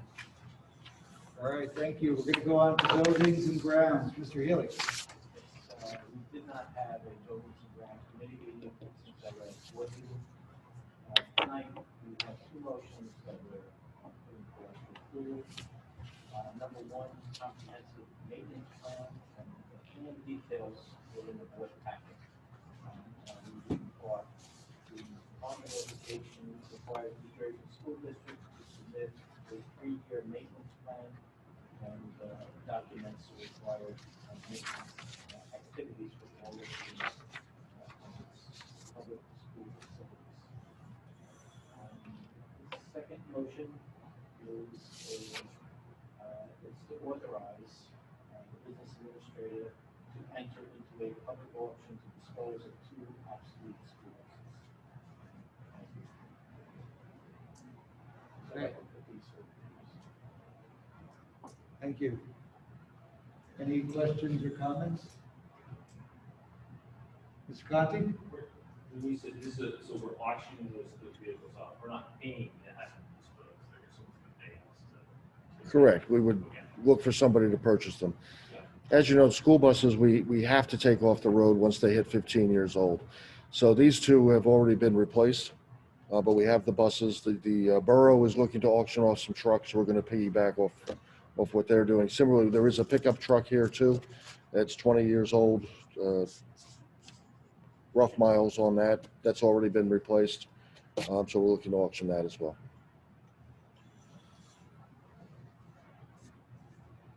Any other questions?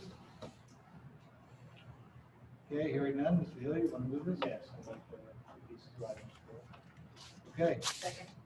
all right, thank you, Mrs. Jones. Any other last comments or questions? Hearing none, Mr. Kelly? Mr. Conti? Mr. Healy? Yes.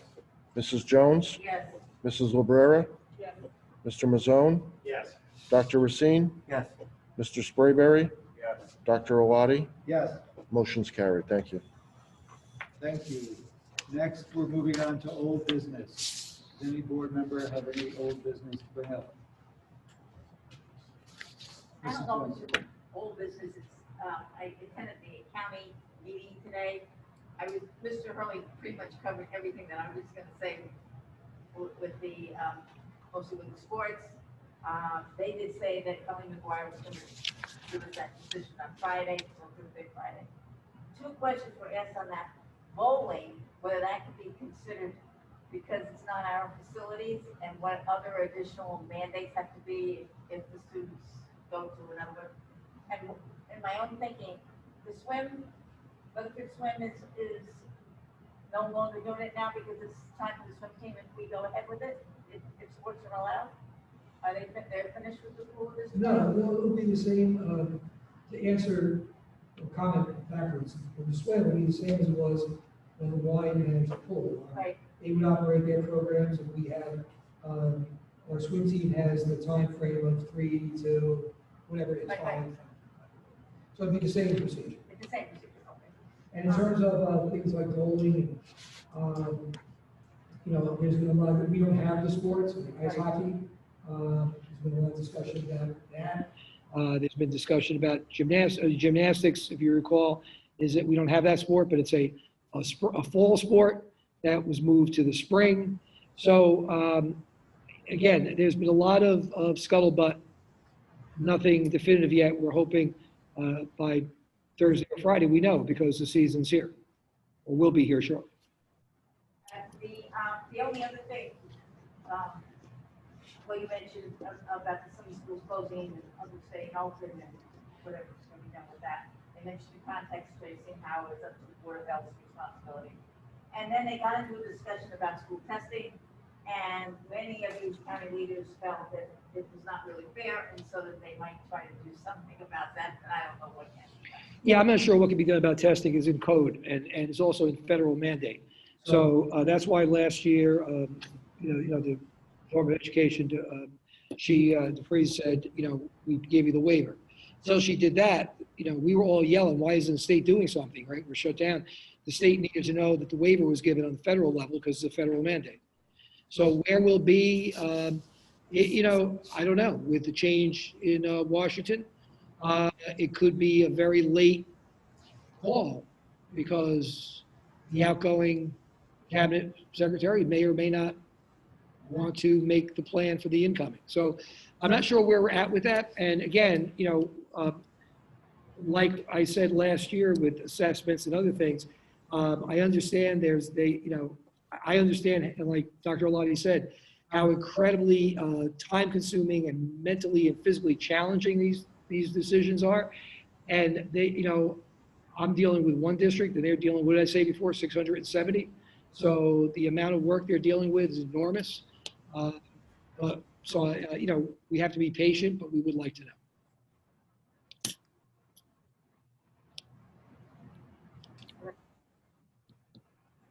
Any other old business?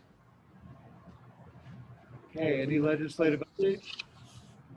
Now that I have my copy of, Mr. Hurley has provided me my copy of Leader School.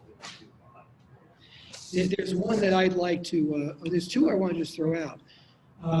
One doesn't affect us immediately, but could affect us next year. If you remember Cusack, We went through Cusack a couple of years ago, and it is rather an exhaustive self-study, but a good one, right?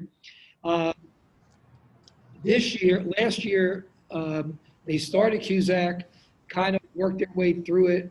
I think they managed to get through most of the schools before things shut down in March. This year, they said they're going to do it again. Okay? There was a bill that said to suspend Cusack because a lot of it is based on like last year's test scores, which we don't have, right? And also, everybody is busy trying to keep things moving to do the work that we had to spend on Cusack. The bill was passed in both houses and the governor vetoed it. And there was a lot of dismay about that from the various education associations who didn't understand why he would veto it, and from many Democrats who didn't understand why he vetoed it. I understand now there is a new bill that's going forward that may or may not have the legs to get through, and maybe explains why he vetoed it. I'm only guessing. The last bill was going to take this year's Cusack and move it to next year, doubling up. And, we have like 4 people that work in the County Department of Education. They got to spend a day or two in every school is getting Cusack. It would be impossible to do. The new bill is saying, let's just bump everything a year. So how that would affect us if it goes, that we wouldn't be Cusack next year, it'd be the following year. And the other thing, there's a lot of talk among the legislators right now, and it's not so much in terms of a bill, but it could be, about looking at that gap that we talked about and how to address the academic gap that students may have, and is there anything that has to be done from that part of Trenton, as not just the DOE, but from the governmental side to address that. There's discussion about that right now. It hasn't taken shape in any form of bill yet. But I know the legislative committee of NJASA is sitting with some of the assembly folks talking about that item. So where that goes, I don't know. Just throwing it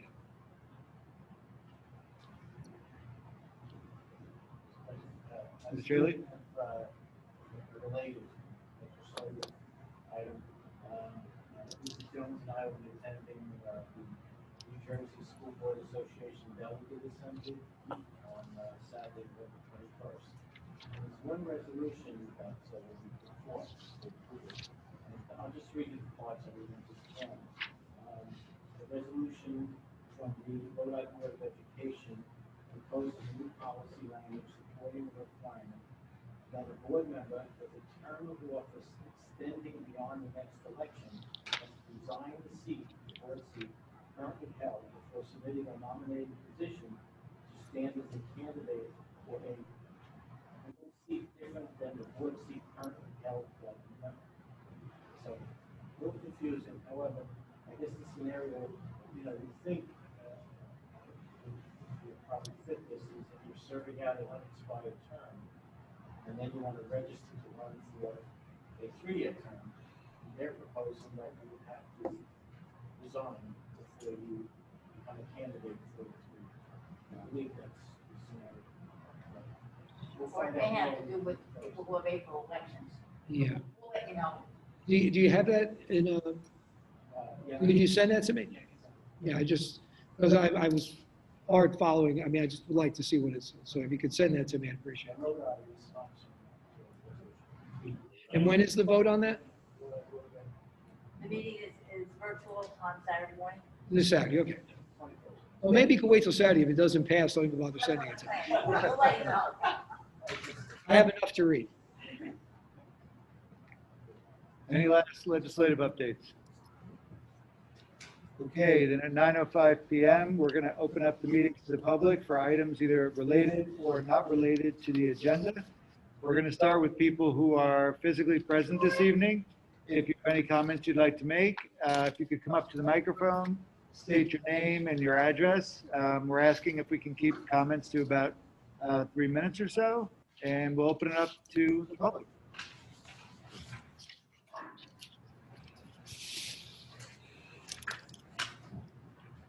Eddie Rowland, 7 Clark Avenue, Brooklyn, New Jersey.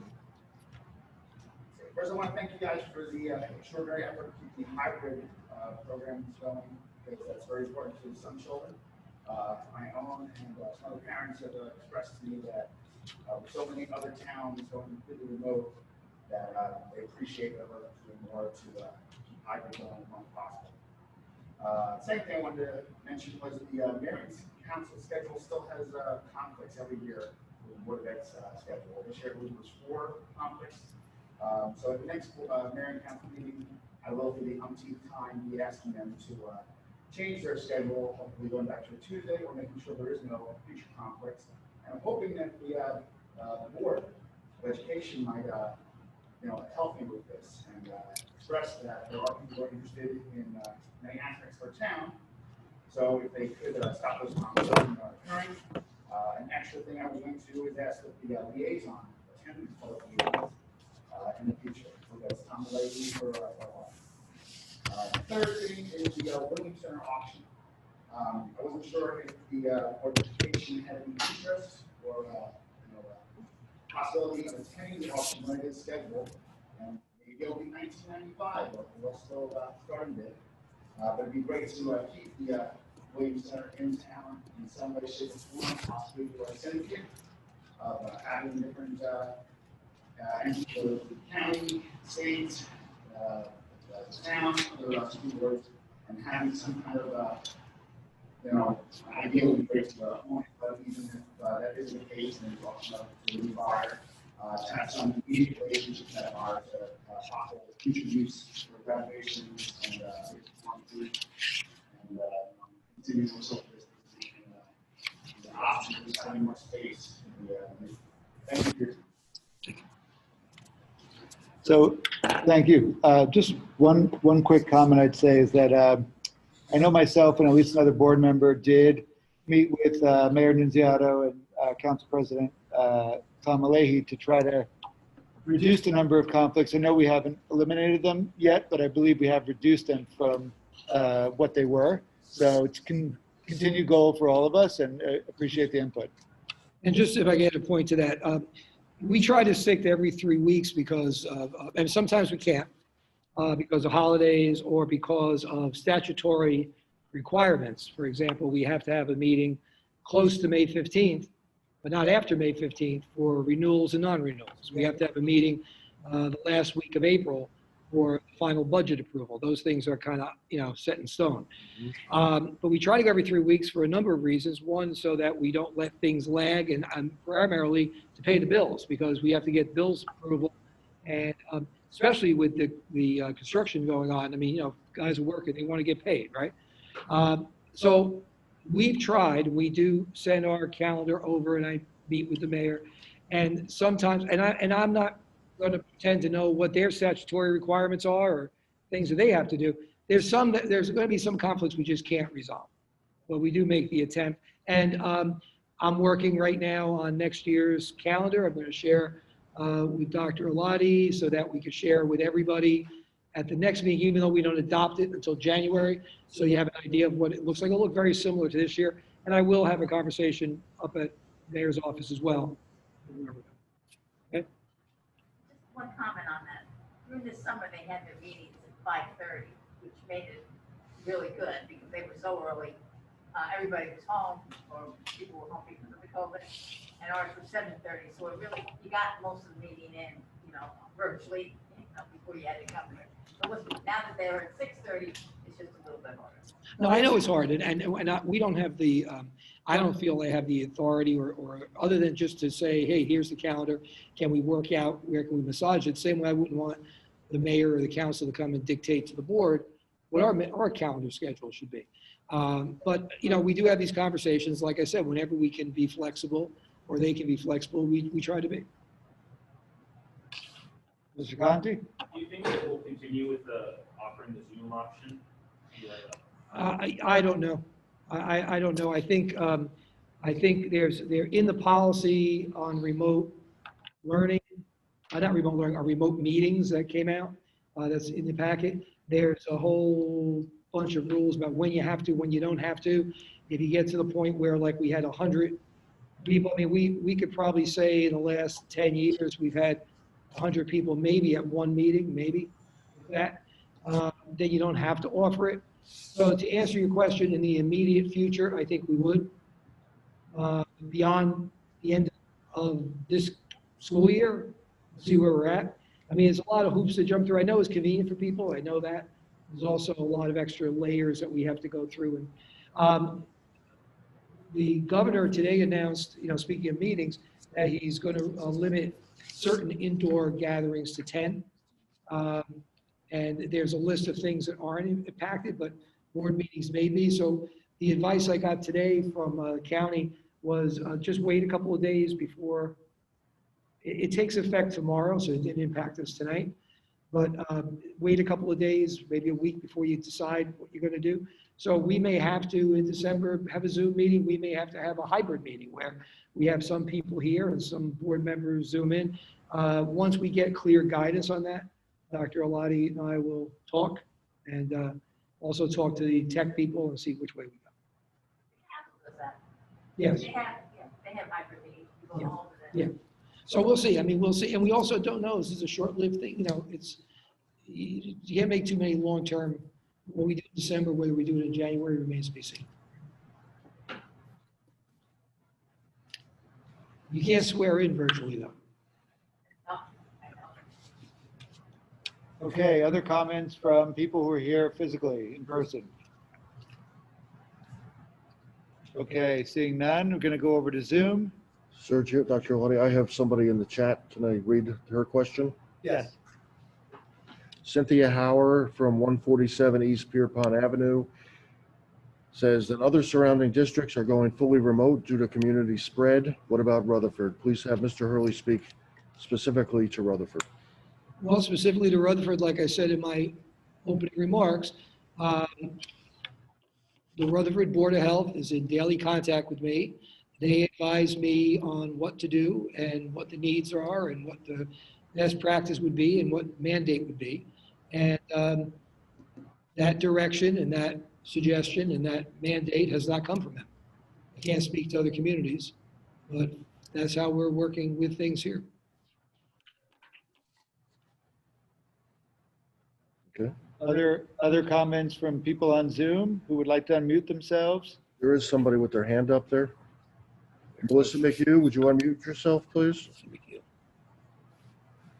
Okay, Melissa McHugh, if you want to unmute yourself. Yeah, I just did. Thank Give you us your very name much. and address. My name is Melissa McHugh. I'm 166 Wood Street in Rutherford, New Jersey. First of all, I'd like to thank all of you for this, all the attention you've given the district and all the educators and staff members. This is extraordinary. And it's not unappreciated, at least by me. My biggest concern with my child is fully remote for many reasons. We were considering going back and then saw phase 3. With cases going up in town, this is, you don't need to answer this. I just want it considered and I want it on the record. With cases going up in town, more than double digits a day in the past few days. And since October 5th, I believe it's more than 150 cases. Phase 3, as it stands, seems foolhardy to me. In my opinion, I think that it would be best to do alternate days per cohort with a 1-session day or something adjusted so lunch was not a problem for the upper grades, such as the junior high school and the high school. It just doesn't seem prudent with the way things are going right now, going into the winter season with everybody inside and cases going up all through New Jersey. That being said, I also had a problem with the letter that I received as a high school parent with people that were refusing to cooperate with contact tracing. If you have too many demerits in the before times for being late or whatnot, you may not walk in graduation. And what repercussions are these families getting for not participating in contact tracing? Again, I don't know the legal ramifications. It's just something that really truly bothers me as somebody that does follow the rules. If there was a even my child being remote, I would report to the Board of Health. So are there any repercussions being looked at by the Board of Education in conjunction with the Board of Health for families refusing to cooperate with contact tracing, perhaps even being, until you do, maybe you're remote all the way? It's just, it is a disturbing and uncomfortable time. I appreciate your time and I appreciate your efforts. Thank you so much. You could. She was saying, she had written me an email, and I did share that email with the administrators. She was stating that she just felt her child is remote, fully remote. She's not in favor of the schedule of grades 4 to 12 it was beginning January 4th, and she just felt it was not a good time to do it. The second, again, I'm paraphrasing what she said, and she said there was no need to answer. I did, she just wanted it on the record, okay? She then brought the concern she had over the lack of cooperation that the Board of Health apparently received in the one incident in the high school with contact tracing where they were running into some obstacles. And was there any repercussions that we could do as a Board of Education to people who don't cooperate? So to answer that question, the Board of Education does not do contact tracing. We're not involved with it. A lot of contact tracing in terms of the Board of Health. There are, and again, I'm not going to speak for the Board of Health because I'll probably be wrong, but there are certain things that tie their hands too, in terms of HIPAA regulations and so on, and they need cooperation from people. And so I am not privy to who didn't cooperate, who did cooperate. I'm just privy to the fact that they knew there were more people involved, and both anecdotally from what they heard and what they saw, but they weren't getting some of the cooperation needed to say these are the students that should be quarantined. So if you have 700 students and 50 are involved, but you don't know who those 50 are, you have to assume that any one of your 700 could be one of those 50. Okay? So I know speaking for the mayor and for the police and for the Board of Health, they are frustrated by that too, which is why they put out several strong statements and why the Board of Education tonight, Dr. Alati put out a strong statement from the Board of Education. Other than that, we don't have repercussions. We don't have names. We don't have that information, nor is it our authority to do that. But I want to also say that that was one case, and it was a big one because it shut down the high school when maybe it didn't have to be shut down. We might have been able to manage with staffing. I know that the administration worked pretty much a full day and had coverage using supervisors, using administrators to cover class to try to keep school open, and then we couldn't. Shut down the athletic program. So I understand the frustration. But in the other 17 cases that we've dealt with, we have gotten tremendous cooperation. And I think we need to say that as well. You know, we've managed to get, as far as we know, and as far as I'm told, accurate information to reach out to people. We've had a lot of cooperation. And I think the fact that so many people were upset with the lack of cooperation shows you that the majority of folks, if they were dealing with it, would cooperate. So I share your frustration. I'm hoping to try to be optimistic that the amount of information that came from my office, came from the mayor's office, came from Chief Russo's office, Mr. O'Keefe's office, Board of Education, all of that information of appealing to doing the right thing is going to resonate with the majority of people. So that going forward, we don't have to, we want to take the necessary steps, not unnecessary ones.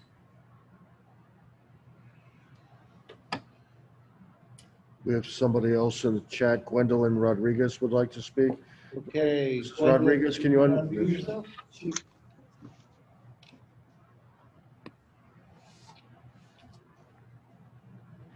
Yes. Hi, this is Gwendolyn Rodriguez. I'm at 21 Feronia Way. I have two children in the school system. I have a high schooler who's chosen to go remote and a fourth grader who is currently hybrid. First, I just want to say, in all truth, I am an NEA member as well, just not in Bergen County. I want to say that I do appreciate all of the communication and transparency we've been getting throughout the summer, last spring, this school year, about everything going on, and really the notice that we get to any changes or updates. I also wanted to express a concern about phase 3, a little different from our last parent that spoke. My concern is we've all been faced with so much challenge with the students have been challenged, administrators, teachers, and the parents as well. And I'm greatly concerned about this schedule that now is going to require 5 days a week for me to take a child who cannot walk on their own. It's too far, and just too young. 9 years old is too young to be walking over a mile. And I know there are many other children like that in the district. To have to arrange our work schedule has been very difficult through this time, and to have to be able to account to get a child to and from school at 12, around what is it, noon to 3, 5 days a week. It's been very difficult to do that the 2 or 3 days that we're going during hybrid. And while I certainly want more FaceTime and for my child to be in school more hours, this phase 3 makes me very nervous about being able to manage that. It doesn't make it easy to get childcare or have someone else be able to help out with the child. And being that the different schools, if I understand it correctly, the different schools are handling the schedule differently, where Pierpont is going to be the same schedule all the time. And then I think Union School and the high school are going to alternate months of who goes in the morning and who goes in the afternoon. Trying to manage that with multiple kids at different schools, really just a big concern as a working parent.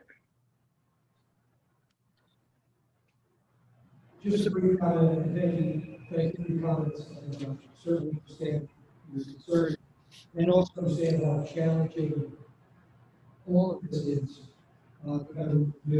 Just, to the decision to have Union and the high school switch monthly, the answer does found someone in what you said in your statement, that those students are able, for the most part, at least capable of getting themselves to and from school a little more easily than the grades 4 to 6. And also, again, I can't speak in all cases, in many cases, are less reliant on childcare. So the thought was, as you know, in the first two and a half phases, we kept the cohorts the same for the reasons you said. But the feeling was here was that if a parent needed to get childcare, someone to take their child to school, watch their child when they're home in the morning, home in the afternoon, and that changed every month, that childcare arrangement might be a lot more challenging than if you knew consistently it was going to be morning or afternoon. In the case in point, it's the kindergarten center where we've been following this since September. And as to the other point, I understand concerns. I understand. Look, this is one time in this entire situation that the Board of Education, the administration, all of us are really in a no-win situation. There is not a schedule that we could come up with to do what you said, because you said you want your child to have more face time in a class. There's not a schedule that we can come up with that would not make some people happy and some people unhappy. And I don't mean to be harsh in saying that, that's just the truth. There is one right schedule. So again, I appreciate your comments. I will continue to share your comments with the administrator. Also, we are looking at the year we've already marked off when phase 4 is going to begin. And will there be a phase 5, or will phase 4 take us to the end of the year? So, it's a learning curve too as we go through this. And sometimes things change based on what we learned during the process.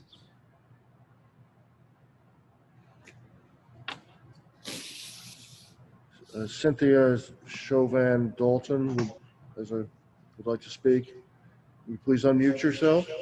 Yes, I muted myself. Thank you. Cynthia Chauvin Dalton, 36 Riverview Avenue. And I would just like to reiterate what Gwendolyn Rodriguez said regarding phase 3. While I have commented before about wanting the increased instructional time, a full day of instructional time, the schedule as it is just really impossible for working parents without aftercare or before care as needed. If you commute into the city, you're looking at like an hour commute each way. If you drop off your child, you commute into the city, you've only got 2 hours at work, and then you need to come home and pick up your child. And, you know, I know you're trying to give us time to rearrange our work schedules, but I don't know any employers who would settle for 2 hours a day and then, you know, do the necessary cleaning that the schools do after someone's been working for 2 hours just to leave the office again. I'm, you know, in a situation where I don't have family who could pick up my child, and so trying to find some sort of childcare to accommodate. I too have a 9-year-old at Pierpont who, you know, can't come home in the afternoon and do school virtually by themselves. So it's really an impossible situation for many of us if we are called back into work starting in January. And I just hope that the district would try to find someone to contract with. I realize that, you know, there's not space to have aftercare at the schools or before care at the school. But if they have any resources or can contract with someone else that may be able to help accommodate us. Yeah, this is a point of clarity. The space we're talking about is during the AM session and the PM session when school's in session, not if you're, in other words, there will be before care and Pierpont in the AM students who are in the AM session and the PM students in the PM. You're talking about that 12 to 3 or the 8 to 11. And yes, even if you take advantage of, let's say you're in the morning cohort and you take advantage of the before care drop off, your child is still only at school about 4 hours, which doesn't really, so you need some sort of care for that then that afternoon. And it is a question of space in the building, and the number of students, so on. But I will certainly explore if there's any alternative. I don't know if there is one. I don't know if it's possible to do, but I'll certainly look.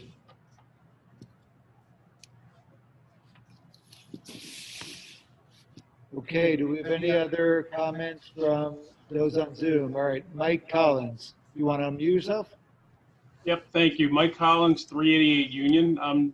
Again, reiterating what everybody else is saying, thank you to you guys for the open communication and for walking what we all know is a pretty nasty tightrope and trying to keep the kids in school and keep everybody safe.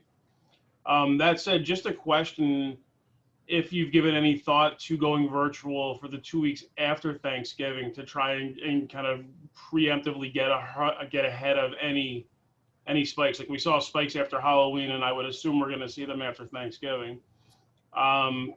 So, you know, knowing that this is really tough to navigate, just curious if you had given any thought to something like that.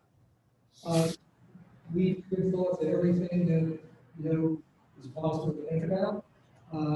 We discussed it. I will tell you that I'll go back to what I said many times today. Decisions about closing school because of a health condition, I am not the health person, so I've had conversation with the health officials, and if they gave us that guidance, if they gave us that direction, we either do it or consider it. I also think it is, you're correct, there was a spike after Halloween, and one could expect that maybe there's going to be a spike after Thanksgiving. The spike after Halloween,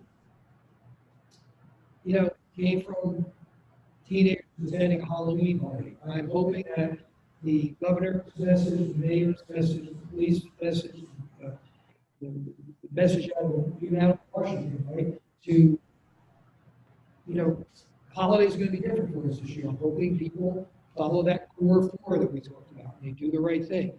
But we managed that spike, right? I mean, I know it was some tough sailing in terms of having a quarantine, having to shut it down. I get that. But it's very difficult to say we're going to shut down school with 2,100 students or 2,300 students because of something that might happen. So we're dealing with the guidance that we're getting from the experts. You know, I'm not a meteorologist either, and when snow comes, you know, everybody, you know, if you ask anybody under the age of 10, what's the superintendent's job? They say he's the guy that calls off school when it snows. Well, I mean, I am, but I'm not. I deal with the Weather Bureau, I deal with the police department, the DPW, and other folks in this community, because I don't live in Rutherford. So yeah, I may look out the window and there's 3 inches of snow on the ground, and down here there might not be a flake. You know, I make the final decision, but I make it based on the experts. This is a lot more serious than this, and I'm not going to make the decision. I'm going to make it based on what the experts are telling me to do. And to your point, I know there's a couple of schools that are considering it, a couple of schools that have done it. I'm not good. I don't know what their experts are telling them. So that's the, I mean, that's the answer. So that, yes, it's been talked about, it's been thought about, and I explained to you how we make our decisions.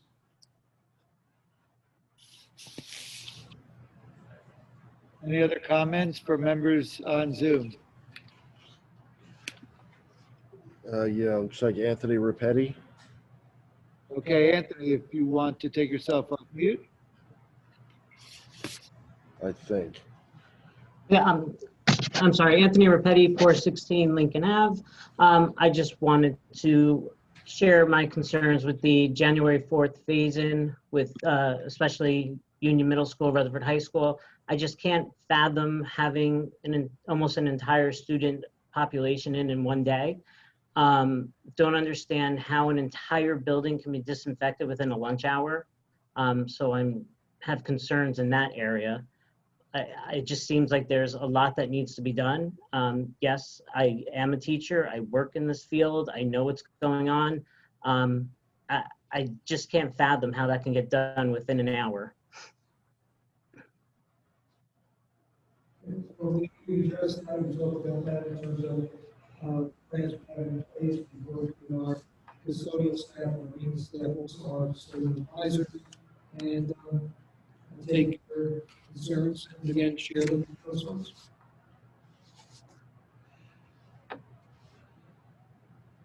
Erica Shimura. Sorry, who? Erica Shimura, can you unmute yourself, please? Yes, I just did that right now. Can you hear me? Yes. Okay, thank you. Erica Shimura, I'm at 99 Mountain Way. And I would like to share a couple of concerns that I have right now. One of my concerns is the lack of stability that we're having at this point with the regular closures that we are having. Union is closed right now, and as we're speaking, another letter was sent out that Washington is closed. So I'm concerned not only for the, you know, mental well-being of the kids, but also with the teachers and the possibility that the quality of education that the kids are getting might drop with teachers getting these unexpected closures and not being able to plan their lessons on top of a hybrid model that is already very difficult to teach. I am also concerned with the exposures that we keep hearing about, not only for the students, but again, for the teachers, specifically the high-risk teachers that are being asked to come in. Every time that I hear of exposures, I'm, you know, always worried in the back of my mind if a high-risk teacher was exposed. It's just not something that I personally want to gamble with, you know, with those high-risk teachers that are in the building and with all of the exposures that we keep hearing about. And finally, I am also very concerned about Thanksgiving and us having the schools opened around the holidays with our numbers high in town. And I'm also concerned with us moving to the following phase, again, because the numbers are so high in town. I would like to also have on the record that I would like to ask that the district reconsiders moving to this next phase where there's, less restrictions, more students in the building. I think that as a community, if we want to have that, and if we want to have in-person teaching, that we need to do our part to lower community spread, have all of the individuals cooperating, that kind of thing before we move forward. But at minimum, reconsider moving to the next phase. I want to thank you for your time, and I appreciate all of your efforts. Thank you. Thank you.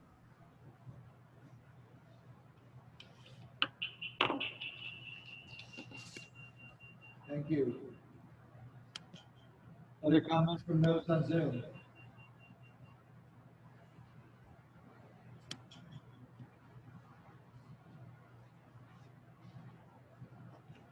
I don't see any.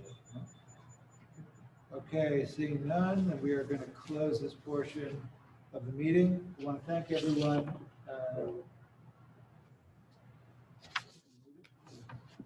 I just want to thank everyone in person and everyone on Zoom for sharing all your thoughts and feedback. I know Mr. Hurley is going to take them all under consideration. I know the board appreciates all of you coming to the meeting this evening and sharing those things as well, so we can hear them. We have an executive session for one student issue and also negotiation. Okay, so there is a need for an executive session for one student matter as well as one negotiation matter. About 15 minutes, you said? About 15 minutes tops that we will be in executive session. No action is going to be taken. What we're probably going to do is, just for social distancing reasons, stay here. And we're going to thank everyone who's here this evening for being here as well. And need a motion for us to go into executive session. Dr. Steve, second. Mr. Sprayberry, all in favor? All opposed? Okay, we'll take a quick 1-minute stretch recess while everyone else leaves so we can go into executive session.